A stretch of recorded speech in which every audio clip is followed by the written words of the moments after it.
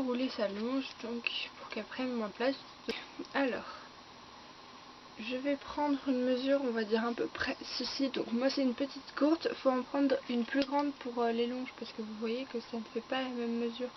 Par exemple, entre une longe américaine et une longe en tissu, il n'y a vraiment pas la même mesure. Donc c'est pour ça qu'il faut prendre selon votre longe. Donc moi je prends ça.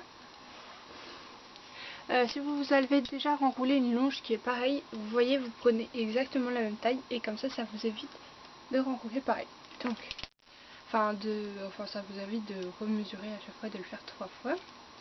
Donc après vous repliez la longe comme ça jusqu'au niveau du mousqueton. À partir du mousqueton, enfin juste là, on va faire un rond comme ceci.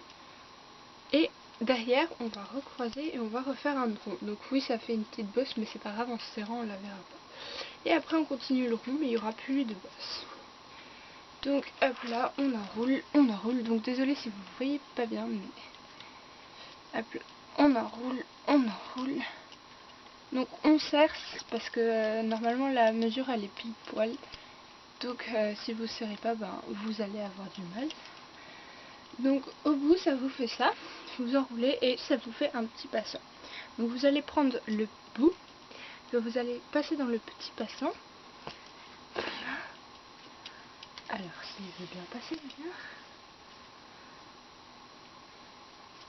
Hop là, et vous tirez pour que ça se bloque. Et donc voilà, vous avez renroulé votre long.